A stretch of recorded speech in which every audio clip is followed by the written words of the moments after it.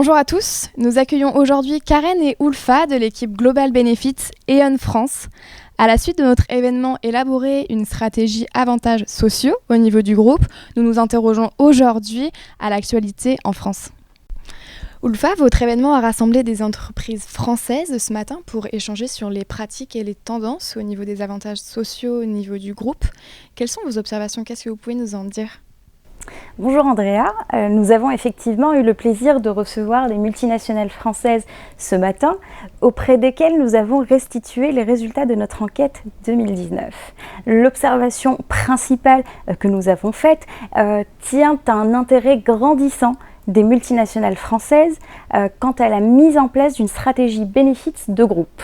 On observe notamment que nombre d'entre elles mènent actuellement une réflexion quant au déploiement d'une politique d'avantages sociaux tant au niveau central qu'au niveau des antennes locales de ces groupes.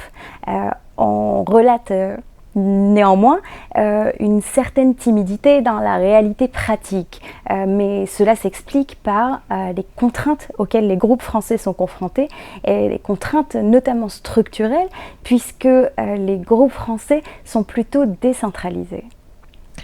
Alors Karen, quels sont selon vous les chantiers actuels?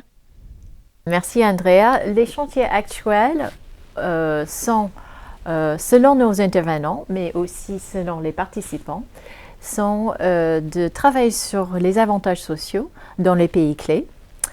C'est aussi de travailler sur la stratégie financière de groupe. Ça, c'est un de nos intervenants. Il a parlé de ce texte financier sur lequel il a appuyé pour travailler sur toute la stratégie groupe.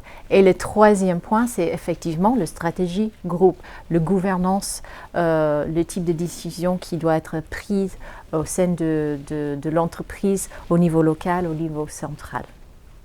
Alors selon vous, quels sont les facteurs clés de succès? Alors, les facteurs clés de réussite sont d'abord la centralisation. Alors, la centralisation n'est pas ancrée encore dans les multinationales françaises, mais c'est un facteur qui aide dans l'efficacité de déploiement du projet. Un deuxième facteur, ça sera la collaboration entre les différentes directions.